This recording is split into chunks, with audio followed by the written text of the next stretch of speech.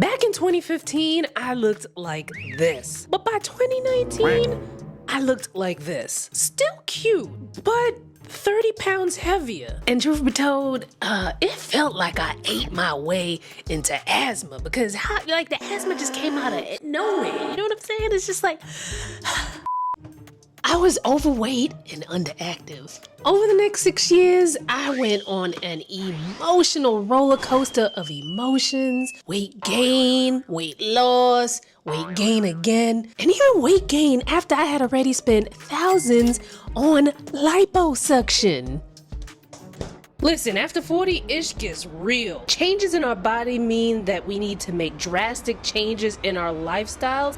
Otherwise, it can mean feeling very uncomfortable in our own skin. So today, we're gonna talk about how I finally got it and how I tricked myself into leading a very active lifestyle. And shoot, I might mess around and trick y'all too. Let's go. So in 2019, I was sick of my ways, just sick. I was trifling and I needed to make changes. So when a new gym opened up in my neighborhood, I was like, let me go join. And when I joined, they gave me an intro with a personal trainer. And that trainer, she had to have been having a bad day because it looked like it pained her to talk to me. Like, you ever be like, all right, come on guys, let's do it. And then people are like, that's how she was. And I was just like, dang, what's wrong with this girl? Who did what to this girl? Now, I could have used that as a sign that like, all right, this personal training thing ain't for me. They done gave me somebody with attitude. She a little emo, little Gen Z emo girl. I don't know what's going on here. This ain't for me. I ain't gonna do it. But I ain't do it. Plus, I kind of was like, I have this weird thing about me where like, how do you not like me?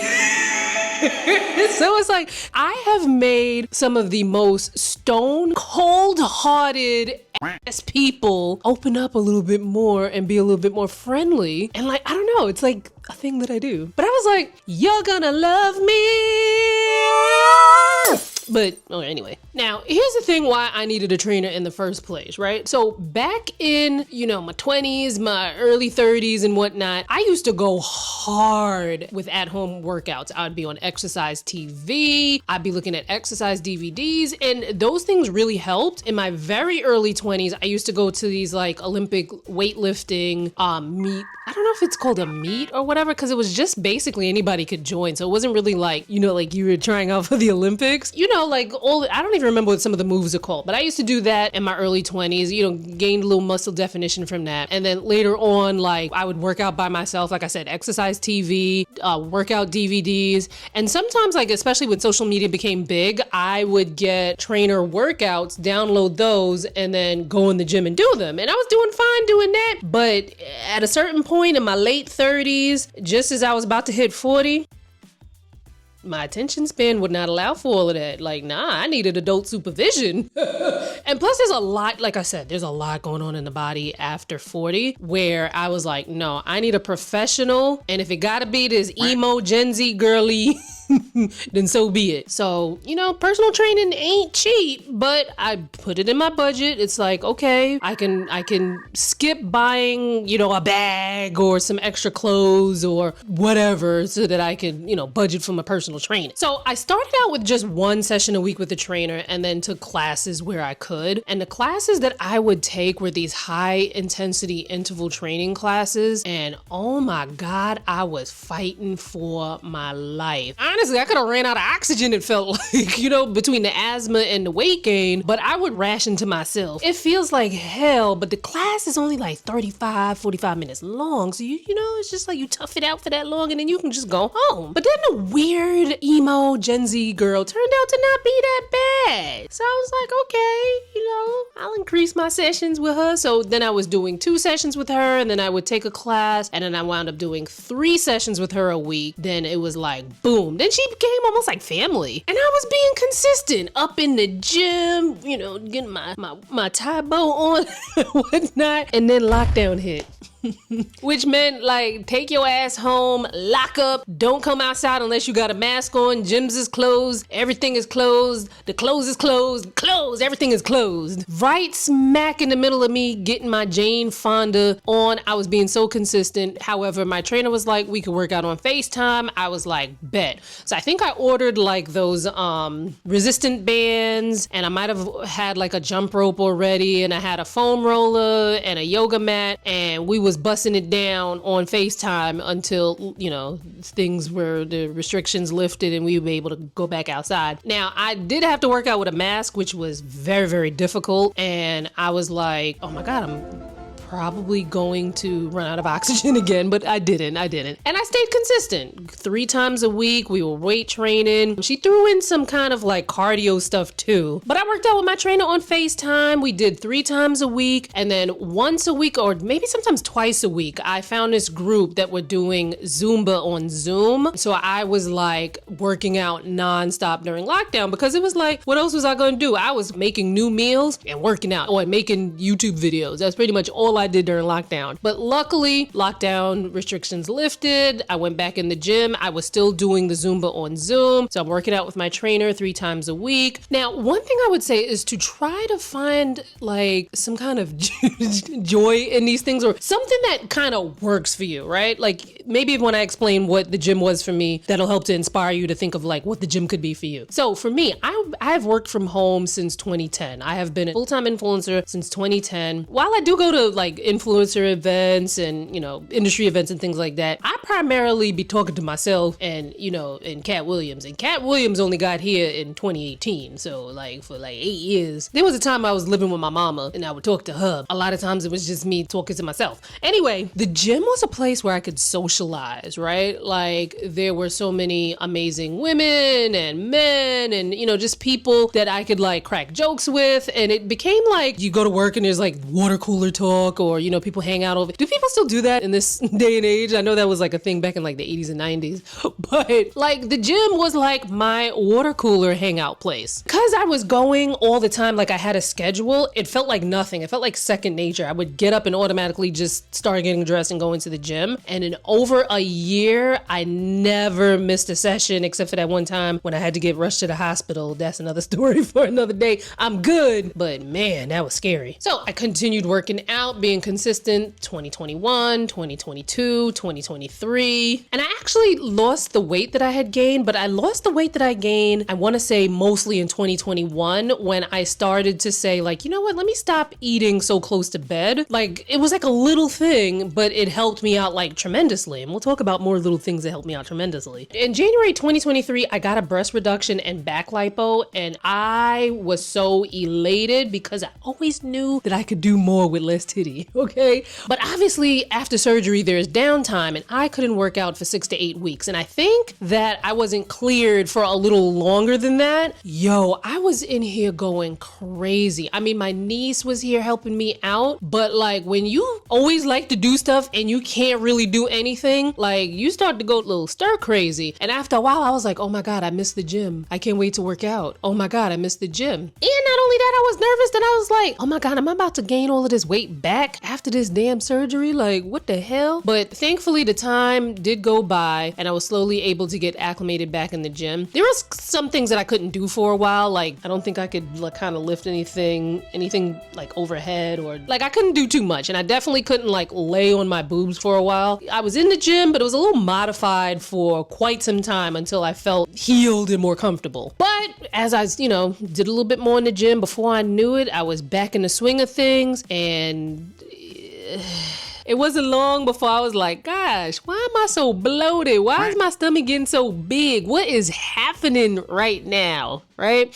So I was like, you know what? I think I want to get lipo in my abdomen. Let me see what I can do in the gym first, right? So I was like, let me see what I can do in the gym. And then somewhere along the line, I was like, but why am I always bloated? Like, what's that about? Because I would hate to go in and get lipo and then like I'm still bloated, because then it's like, what the hell? Turned out it was dairy doing me dirty. And the funny thing about it is the weird emo Gen Z girl told me from jump all of the stuff that I need to do. When I met with her, she was like, no dairy, no this, no that, blah, blah, blah, blah. I was like, what the hell is young? No, talking about no dairy. Girl, get out of the and the dairy was doing me dirty. So I figured out it was dairy by trial and error. But if you have like serious food allergies or like something's going on and you don't know what it is, talk to your doctor and they'll, let you know what course of action to take if you need to do an allergy test or what have you. But for me, it was like, okay, when I eat dairy, I feel messed up. When I don't eat dairy, I don't feel messed up. It's dairy. But it was a doozy for a second there because it was like, yo, even when I eat certain breads, I don't feel good. And I thought maybe I had like a gluten allergy. But no, it turns out that it's certain breads because certain breads are made with milk ingredients. And man, do I have to like scan these nutritional labels because there are milk ingredients in a lot of things. Like one time I bust down a bag of Funyuns, right? And then moments later, that bag of Funyuns bust me down upon the bathroom. I was in agonizing pain. You ever have a stomach pain so bad that you cry and you pray while you were on the toilet? My God. And I was like, yo, I know I ain't getting turned up like this over some Funyuns. I go and look at the ingredients. Sure enough, contains milk ingredients. So even if I want to eat a bag of chips, I gotta look at the back of that thing and check and see if it has milk ingredients. Now, sometimes, I'm like, I want a little piece of dairy or something like that, a little ice cream or whatever. Sometimes I'll do the alternatives, like things made out of like oat milk or, what have you. I don't do that often because I just cut those kind of things out and then supplement with like other things. Like one time I went to the doctor and they said that my calcium was low and that like there's calcium in green leafy vegetables. So I've just kind of, ate more leafy green vegetables. Next time I go and be like, I'm good. Am I good? And she's gonna say, you good? And I'm like, I bet. Every once in a while, I'll be like, ain't nothing like the real thing, baby. I'll be like, oh, a little ice cream, like dairy ice cream, like, give it to me. And I'll have it. And sometimes I'll be okay. Most times I'm not.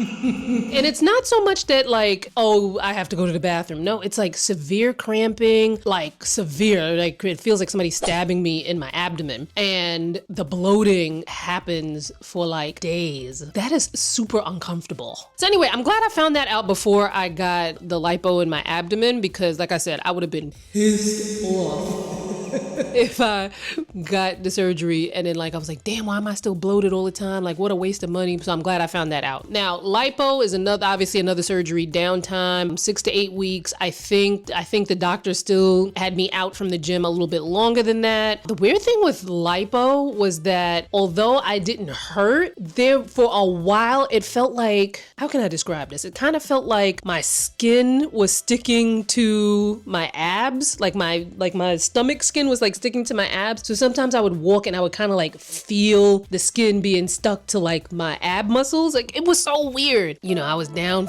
for a long time. I couldn't go to the gym. I was like, yo, I need the gym. But luckily, after that downtime, I was able to get back into the swing of things in the gym, going regularly, not missing my sessions for whatever. And then now we're into 2024 and I'm like, why am I gaining weight? Like, what's really good?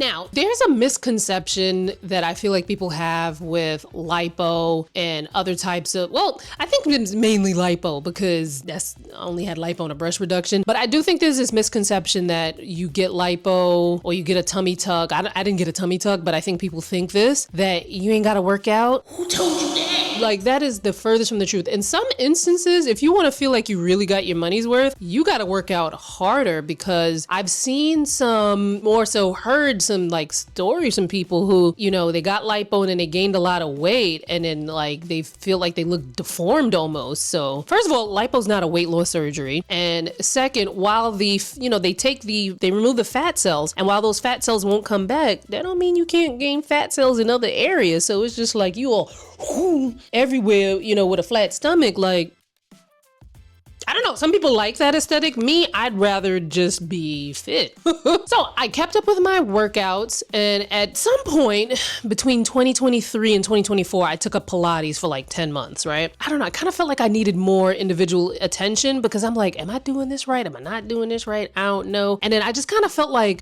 I could better use that time just going to the gym because going to Pilates, it was a whole ordeal with finding parking and stuff like that. And it was just like, oh my God, this is so much. Oh, this is so much. First world problems. But I was like, you know what? I can give this extra money and attention to my weird emo Gen Z trainer girl who is by now like part of the family. So I started going to work out 4 times a week. 3 times a week we were doing weight training. And then the 4th day was kind of like a conditioning / cardio day. And doing cardio with the weird emo Gen Z girl, I was like, are you trying to kill me? But at any rate, at some point, she mentioned that I was regressing. And I was so perplexed by that because I'm like, what do you mean I'm regressing? And I'm working out with you 4 times a week. Like, don't I, like, what? So we were talking about it. And by now she's become like family. So like we talk and I tell her things. She's like, well, your job doesn't allow you for a lot of consistency. You don't go to bed at the same time. You don't eat like the same, which is true because if being an influencer is fun until you're an influencer, right? Because it's like if I'm going to an event in Manhattan, I live in Queens, like it takes me time to get dressed and it takes me time to get there. So in the time I'm getting dressed and getting there, I don't really have time to eat anything. I get to the event, I'm ravenous. Sometimes events will have food, sometimes they won't. So then that's like another hour, 2 hours without anything to eat. And if I'm ravenous and it's late, what's the first thing I'm gonna eat? Junk. So, and then she was saying like, if you get some consistency, maybe things will turn around for you. So I was like, you know what, this weird emo Gen Z girl, she right. She got a point there. So at some point this year, 2025, I was like, yo, there's too much happening at one time. Like so much work coming in. I'm trying to do all the things. And you can be a jack of all trades, but master of none, like that kind of thing. And I was like, yo, something gotta give. But I was thinking in my head, like maybe I should go down to 3 sessions a week. But I was like, no, but that's the only thing that's keeping me like somewhat like balanced, fitness wise. But then one day my trainer was like, maybe we should go down to 3 sessions a week. And I was like, well, okay, damn. So June of this year, 2025, I said, you know what? I'm gonna make a change. So what I did was I was like, you know what? Let me try to fix my sleeping habits, right? So I watched this video from the sleep doctor. And if you've watched anything from me lately, you probably like, girl, how many times you gonna mention this sleep doctor thing? And I'm like, I'm gonna mention it because it helped me a lot. So I watched this video. It's titled like 5 things you can do for better sleep, something like that. I don't know. I'll link it here in the description. And the thing that struck me the most was he said to focus on waking up at the same time every day instead of focusing on going to bed at the same time every day. So I was like, all right, bet. I work from home. I don't have to be anywhere really. So before I was getting up like 8, 9 o'clock. So I was like, all right, we'll do 7. So the first couple of days, it was hard. I was like, Lord, ooh. But the more I went on, it started being like, oh, all of a sudden I'm up before the alarm. So then I started waking up anywhere between 5:30 and 6:15. And I'm like, wow, this is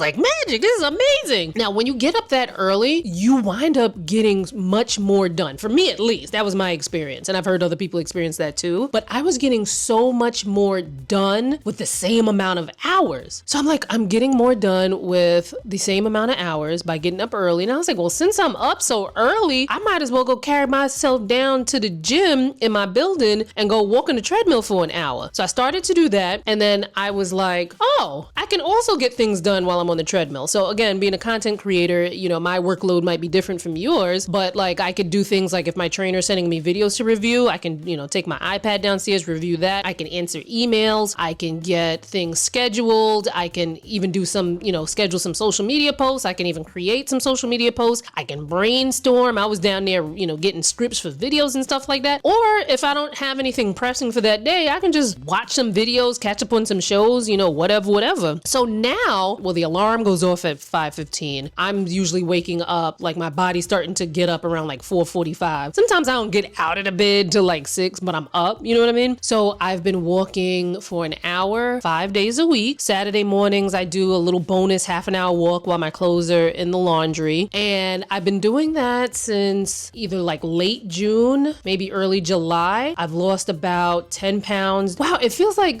when you're walking on a treadmill, it feels like nothing. There's so many stats about, walking, especially after 40, like how many health benefits you can get from walking. Some people are like, oh, why don't you run? Like, you run. I'm gonna walk, okay? But you know, like if that's your works for your fitness lifestyle and all of that. Me personally, I'm not running nowhere. I'm just gonna continue to do my little walks or whatever. But it just felt like I'm not even exerting that much effort. But actually I am, because I'm getting up early every morning. You know, I'm getting dressed, I'm getting on the treadmill, I'm doing that for an hour, and I'm doing it as if it's like brushing my teeth. Like it's so innate. It's just like I get up, this is what I gotta do, I get it done. But I think because it doesn't feel strenuous that I'm like, it feels like I'm cheating, because getting up earlier like that, I have way more energy, I'm getting things done, my focus is a little bit better, because Lord knows that my attention span be spanning. You might have noticed that a couple times while watching this video. So now at this point, I am working out with my trainer 3 times a week. I am walking for an hour 5 times a week, walking for a bonus half an hour or so on Saturdays. And then I'm also, which I've been doing for the past maybe like 2 to 3 years, I've been going to Stretch Lab for assisted stretches. Those have been game changers. My trainer Yasmin, aka the weird emo Gen Z trainer, she actually put me on the Stretch Lab 2 or 3 years ago. So I've been going there. When I tell you, it's amazing what they do, because I have had really bad lower back pain for as long as I can remember. I would go to chiropractors, I would go to the doctor. The doctors would give me muscle relaxers. Nothing the chiropractors were doing was helping. And it was just like, oh my God. And muscle relaxers put you to sleep. Can't be asleep. I got stuff to do. But when I tell you, between Stretch Lab and working out regularly with my trainer, I have to say my lower back pain has been at a minimum, where I'm like not even really like feeling it. And then there's some stretches that I do at home before I walk. You know, obviously I stretch before I work out with my trainer, but I've also been stretching, or at least I try to remember to stretch before I go to sleep and when I wake up, because sometimes like just getting up out of the bed, I'm like, oh Lord, that's a lot. Then maybe sometime in early August, I was like, you know what? Let me start watching my sugar also. And that came like happen chance too, because my dad came over, and my dad has always from since I can remember has always been like super healthy, like health nut. Like we used to joke and say he eats tree bark and grass for lunch and dinner. And so he came to visit me by surprise. You know, he's chilling, so he's asking for junk food. Now, junk food to him is like peanuts and grapes. Okay, so he's like, where's junk food? You know, that's how my dad talked. And he's like, I don't have whatever, but I have this. He's like, well, how much is the sugar content in it? And I'd be like, it has X amount of, no, I don't want that. So then I was like, oh, maybe I should be watching my sugar too. So then I started watching my sugar. Nothing crazy, but like if I see something has like a high sugar content, I'm like, girl, you don't need that. Eat something else. So I say all of that to say that there have been these small changes that I have made over time. Okay, I didn't try to do a whole 180, throwing out everything on my plate at one time, because I know me, I would not have been able to keep up with that. Maybe for a little bit, but I would have crashed and burned. These small changes that I've made that make it feel like second nature are amazing. Like it's like little by little. And like, I can't wait to see, you know, what else is going to happen, you know, from making all of these changes. Like what else am I going to experience and notice? Like, cause right now I feel fan-freaking-tastic. And if I can feel fantasticer, even better. And y'all, this can be applied to so many different aspects of your life. Like if you want to learn a new language, maybe learn a new skill, take an online class, learn how to sew, you know, perfect your makeup, perfect your wardrobe, whatever it is. It's like, instead of trying to completely change everything all at once, you make small little changes that you're able to adapt to the small changes and make it part of your lifestyle. And then you add something else on, and then you add something else on. You'd be surprised at how much you can change your life and not even feel like you did much, because it was like little things over time. Now, to me, I prefer that way, with that approach to being active and weight loss and things like that, because there are a lot of things that people do to like hurry up and lose the weight. Like, okay, I'm gonna lose 40 pounds in 3 months, 4 months, whatever. Like, yeah, but I know me, I'm gonna wind up gaining that weight back. I want slow and steady and good changes than to like have a big drastic change change and then fall back and have another big drastic change, you know? So here's how you can do this. So in thinking of the things that you want to change in your life, and especially in this case, being more active, don't make it difficult for yourself. I don't know why people think like everything has to be like this big, difficult, like you have to spend, you know, $500 a month at the gym and, you know, so on and so forth. Like, make it convenient. Like me with the treadmill, okay, I have access to a treadmill because there's one in the gym in my building, right? But there are walking pads, there are the steppers that people use. They're not very expensive. Maybe, you know, you cut something out of the budget this month and you're able to get it. And then it's something that you can use, you know, going forward. And it's right there in the house. It's convenient. You can do it. You can get your extra steps in. Now, while I am at the point in life where I'm like, you know what, I gotta outsource some things. I can't do it all. You might be thinking like, oh no, I'm not gonna spend that money because I'll just do it myself or figure it out myself. You either gonna spend the money or you're gonna spend the time. And to me, sometimes, and to a lot of y'all, time is more valuable than the money sometimes. You know what I mean? So you gotta make it make sense. Make it work for you. So I thankfully, I thankfully have the privilege of being able to afford my trainer every month. But if there came a time where it's like, no, the budget started getting tight, I'm gonna have to be like, look, I'm gonna have to shop less or go on one less vacation because, you know, well, maybe not one less vacation. Well, maybe instead of going someplace far out, maybe I'll just do like a staycation and do something fun here in New York and just make sure I have my budget for my trainer, you know? And while weight training should be important in your routine at any age, it is especially important after 40. We talk about all that, how to get started with weight training, what to look for in a trainer, some exercises you can do at home, you know, and some other answers to your most frequently asked questions in this video right here. Click on it and I'll see you there.